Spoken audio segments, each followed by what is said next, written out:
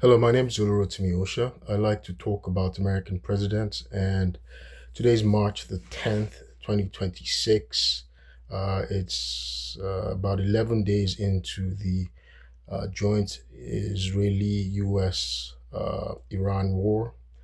And today, the stock market closed at about 47,706 points. That is about a 5% slash from um, the peak, the pre-war peak of February 10, 2026, when the Dow hit 50,512 points, which was a 52-week high for the Dow. So that's about a 5% drop since that peak. So again, I used to be a stockbroker, a licensed stockbroker and financial advisor. One of the things I did, one of my duties, of course, was examining the stock market every day, watching it constantly. And so I studied what are called the peaks and the troughs, right? So, their cycles. And the stock market is driven by speculation slightly, but uh, how investors and analysts feel about the economy and also the geopolitical events. Of course, the geopolitical event right now that's impacting the stock market uh, is the conflict in Iran and uh, the uh, the obstructing of the Strait of Hormuz. The Strait of Hormuz, of course, is um, controls about uh, at least 20% of global oil exports. Now, 76% of a majority of Asia's oil supply comes from that area, from the Middle East, and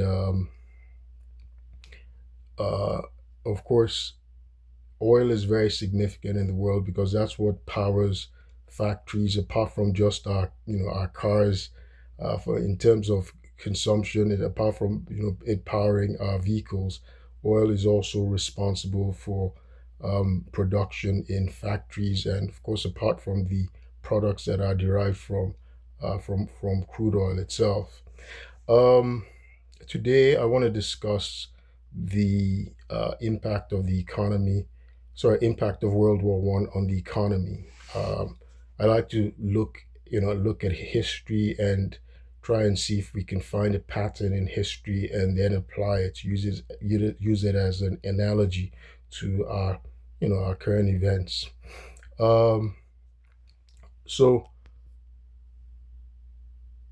I wanted to also talk a little bit about uh, a reason I was talking about how investors feel about the economy, how they feel about the ongoing geopolitical events in the Middle East. Of course, that impacts the stock market.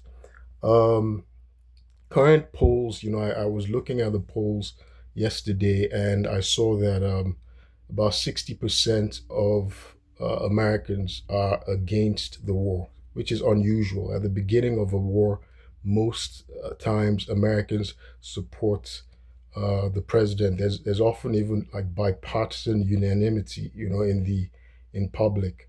At the beginning of the Gulf War, President George H.W. Bush um, had a 90% approval rating. His son, the 43rd President George W. Bush, had between 70 to 90% at the time of the Iraqi invasion. So, but right now, the for some reason the public is against the war, especially maybe because of the way the the uh, uh, the war was instigated. Right, we went in and we violated international law. We didn't even try and go to the United Nations like both George Bush's did. Right, an appeal to the United Nations. In terms of the First World War, there was a United Nations resolution, right, that authorized the Gulf War, the which was Operation Desert Storm. Uh, but this time it was just a flagrant violation of the United Nations international law when joint U.S. and Israeli forces assassinated uh, the supreme leader of Iran. That's Ayatollah Ali Khamenei on February 28th, 2026. And the objective again was not clear, right? We were not acting in self-defense. Uh, the reasons for going to war are very unclear, and maybe that's part of why the polls, the president is not receiving favorable polls, and of course this is having its adverse impact on the stock market. Now the stock market hasn't dipped dramatically yet. We're not in a state of recession. It typically takes about a 20%, over a 20% dip, right, in the stock market for us to say, well, we've entered a recession.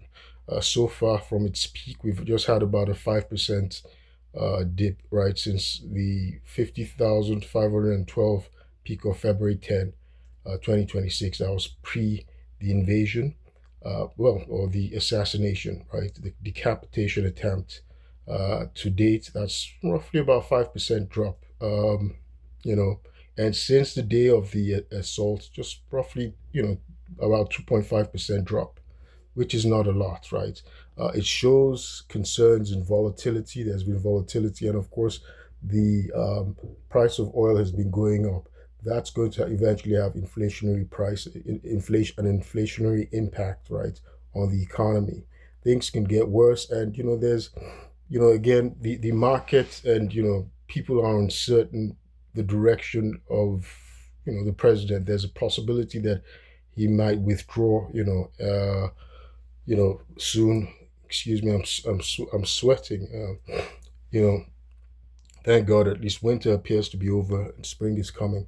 So there might be, um, there might be a precipitant, withdrawal of forces, right? So we don't know what's going on yet. But let me get into the First World War. I like to talk about history again because we could see parallels in history. So the United States had,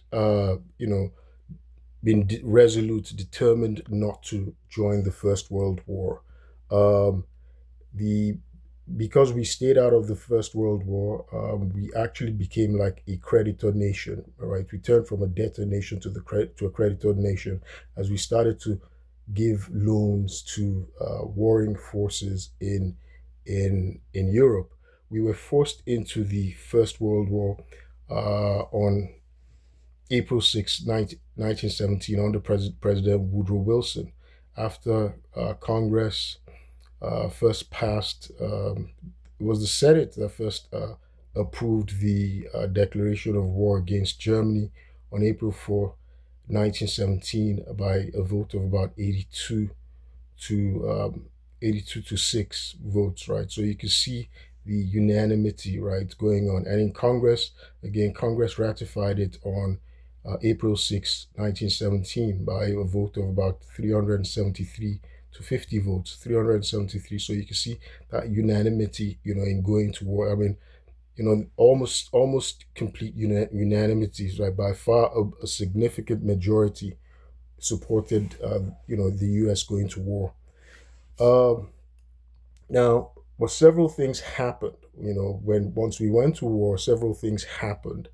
Again, I said, the United States became a creditor nation as we started to, give loans to the our allies for the war effort. Now, the economy also changed dramatically, right? There was a dramatic change in the economy.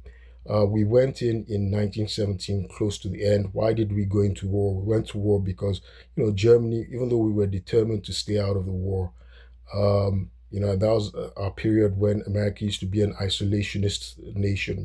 We didn't want to get involved in European wars.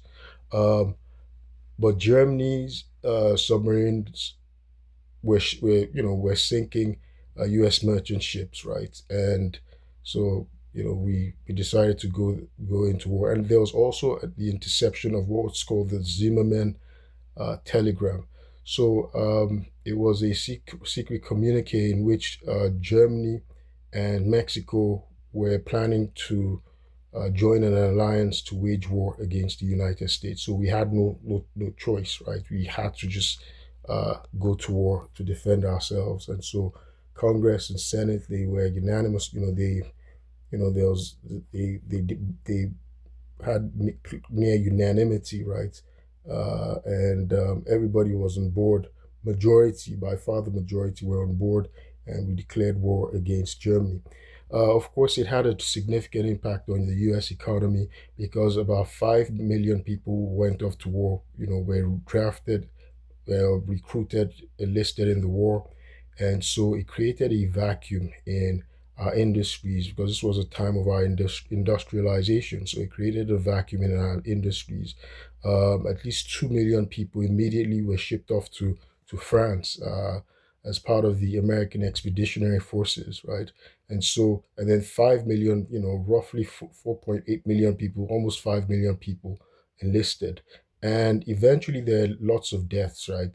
About 116,000 American soldiers died in the war, over 200,000 injured. So there was a huge gap in the industries, in the labor market. Uh, the economy changed, right? The economy had to change from consumer production to the production of uh, material, war material, and ammunitions, guns, armored tanks, planes, and things like that. Clothing, military uniforms, and things like that. Agricultural products, food that the soldiers would eat, and of course there was rationing. So there was a vacuum because a lot of the soldiers went off to war, and guess the people who got to fill these jobs that were left, that were left behind. So women. So a lot of women started to come enter the workforce at the time. So lots of women enter the workforce, and these may have been things that actually also helped women getting the vote later on. But so women went into the labor force and African Americans. So that was it precipitated the Great Migration, and 400,000 African Americans moved from the agrarian South, went into the urban cities in the north to take up factory jobs, which many white men had left behind when they went off to war. So that was what instigated the Great Migration, right? When many African Americans left the rural South and they went to get jobs uh, in the northern industries, that were vacant. About 400,000 of them, and they contributed to the war effort. So there are lots of developments. Something else that happened was it stimulated the growth and the strengthening of labor unions, as labor unions were able to now bargain for better conditions um, for these new workers, right? Women and African Americans who moved into these factories, because the war effort was very, very significant at the time. Um, there was inflation because wages, industrial wages rose because as labor unions were able to negotiate for higher, wages. But the cost of goods, it was translated into inflation because cost of goods also rose, because there was rationing. There was tremendous rationing in the economy at that time. Um, Now, something else that happened was the uh, the in terms of the funding of the war, it's taxes in the U.S. It's taxes that fund the war. Of course, we had the federal income tax in 1913 through the 16th Amendment, which made federal income tax constitution, right? It made it constitutional, right? Everybody has been born with, since everybody living today basically has lived with a federal income tax, right? But it wasn't the case until 1913, right? That was what, about 113 years ago, right? So maybe there's somebody who's 100. Wow, how old? Yeah, maybe there's somebody who's 113 13 years and still alive today. There's some people, I guess. So, but the federal income tax was not started until 1913. Um, but the taxes were raised at the time of the war. Taxes were raised because that was what was financing, that was what was funding, the war efforts. There was what was called the excess profits taxes, and all sorts of taxes were raised in order to finance the war. There were also massive liberty bonds, and again, that were used to fund the war. Um, Now, in the past, like during the Civil War, the government would impose taxes specifically, right, for the war efforts. But after the war, they'd go away. But now with the federal income tax, it was permanent, right, to levy taxes on Americans. It was now part of the Constitution. So part of the good thing about being one of your benefits of being an American citizen is you get to pay federal income taxes when you're working age.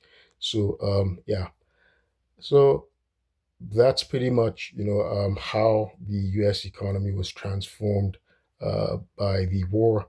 And after the war, there was a slight recession. There was actually a recession because again, the economy changed. It became a wartime economy, and there were these new federal agencies that were created to regulate production and prices, control prices, and regulate what was produced. Um, right. Uh, so it also expanded the federal government. So the war, it expanded the federal government. After the war, right, we had to now switch again from a wartime economy, right? So we didn't need to be producing guns, rationing, and military wear, boots, and all these things, and a certain type of diet for the soldiers. These things changed, right? Once the war was over, so it created a recession, right, in the economy. From was it after 1918, 1990 became worse, after between 1920 and 1921. So that was a deep until later on, when we'd acclimatized, right, to the new post-war economy. Then it instigated the swinging 20s. And for those of us who've read The Great Gatsby, we know what that atmosphere was like. So yeah, so that's what happened in the First World War. Um, after America got into the First World War, the economy changed. It impacted the economy. The structure of the labor market changed as African Americans, about 400,000 of them left the rural South and moved into the urban cities and factories in the North to take up jobs that had been left behind because about 5 million Americans, drafted, went off to war. Mainly white American men, and women were able to now get into the labor market as well. And so there are significant changes. In any event, I'll stop this video here. I wanted to keep it under 20 minutes, and we're about there. My name is Osha, and I will keep you posted. Thank you.